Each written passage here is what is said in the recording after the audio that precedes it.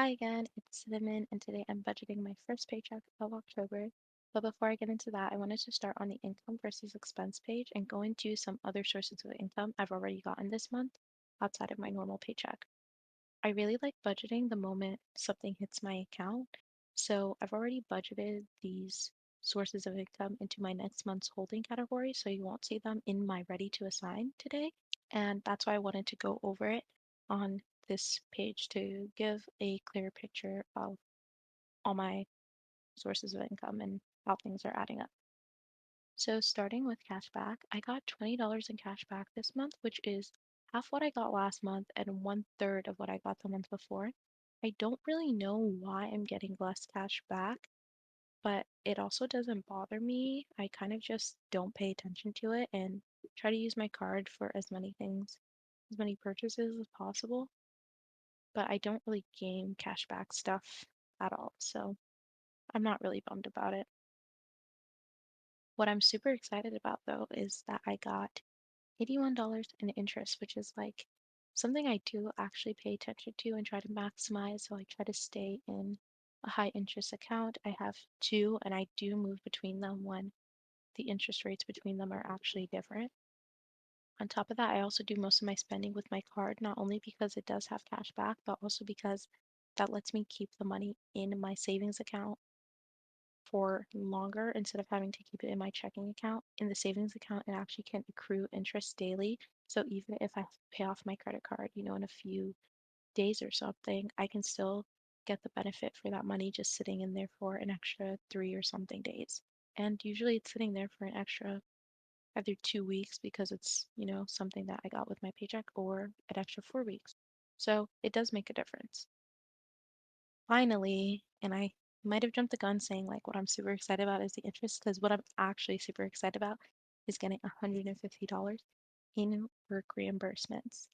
I finally did the reimbursement application. It was super simple, and I got the reimbursements in less than 24 hours. This was reimbursing me for three of my phone bills. Like, I don't know why I was procrastinating that. I'm so glad I finally did it. It was very, very simple. Because it went so smoothly, I already put in my transportation reimbursements for July. That is going to take a little bit longer, I think, because they're more small bills instead of just like one single phone bill. But when I get that, I will also put in next week for my transportation reimbursements for August and September, and that should add up to another $400. So that's like a big boost in extra income, and I'm really excited to have that because I think it will actually make a difference in me hitting some of my savings goals.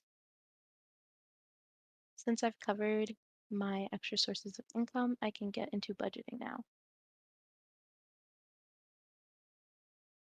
So you might notice that my ready to assign number is different. I already went ahead and just took out my paycheck deductions and my 401k contribution in the interest of time because I already feel like I have so much I want to talk about. Starting with savings.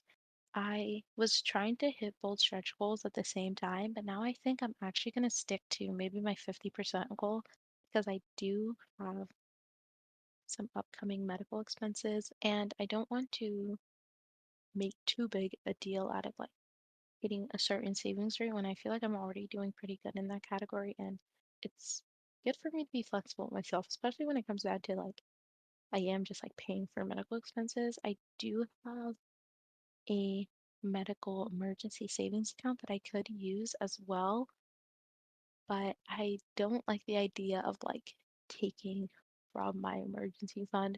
I'd rather reduce the savings goal than take from the emergency fund. I don't know. It's all the same at the end of the day. It's just different labels you're putting to the money, but that's what makes the most sense to me. So for now, I'm gonna try to hit the 55% stretch goal only. And if it happens, it happens. And if it doesn't, it doesn't. Okay. I do have some overspending and some spending details I just wanted to go over. So household utilities I reduced, and then I think I increased because I knew this month something would happen, and I actually got a water bill this month, which I wasn't 100% sure if I was or wasn't going to get. instead of having that just included as household utilities, I created a separate sinking fund for it here. I wanted it to be a true reflection of what I spend, about what I spend in a month, instead of just spiking every 3 months because I pay for a water bill. And then it would make it harder if I wanted to change the goal in the future since it was not truly monthly. So I created a separate sinking fund for that. And so I had to take out of my next month's holding to do that. I also spent a small $2, but it's an annoying $2 on Google Storage because I haven't been able to get my stuff together enough to just clear out and clean out my Google Drive and move it to an external hard drive. So that is priority next month, and I'm paying for it. I'm paying for that lapse in my planning. I did do a lot of social things this month already, but I was lucky enough to just have people drive me around. So I didn't have to spend so much in transportation, which is really nice. While I wasn't spending in transportation, I certainly, as always, was overspending in food. I even went and increased my food budget to $120 a week, and I'm still overspending on food. I don't know. I feel like I have to like take time and like really plan it out, like off camera, and make just sense of what's happening and what can be sustainable for me. But before I do that, let me cover this overspending. I'm not gonna do this. Okay, I'm gonna take 40 from my discretionary, and then I'm actually going to take from my next month's holding. So first, let me take $45, put that into transportation.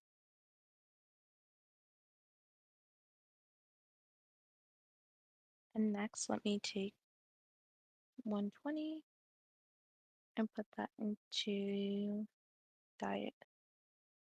I think I did something wrong because, yeah, I don't think I actually put the 40 into diet from here.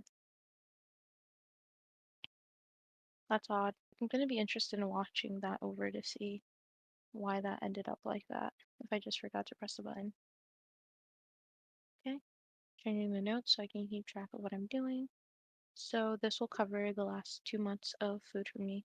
But other than that, I do have everything funded. So I can just put the rest of this into my next month's holding.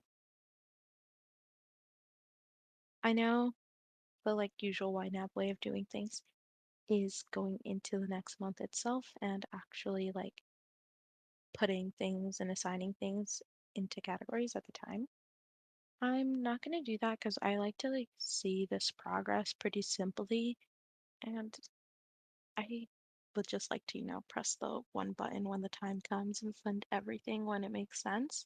So for now, it's just going to be like a hidden holding category. But yeah, I'm gonna get a month ahead with my next paycheck, since that would be again another $200 and the $2,000, and the remaining I can put into savings. So that's actually really exciting to see that I'll have that much flexibility with putting into my savings and sinking funds with my next paycheck. I don't have too much else to add. I love getting the first paycheck of the month, or at least being like 2 weeks into the month, because that's when I really let myself spend in my other categories. So I've been overspending on food, but with everything else, like these four bottom, more personal spending categories, I'm super excited to just really shop and go out knowing that everything really is going to get covered. So, yeah, I'm excited, and thank you for watching.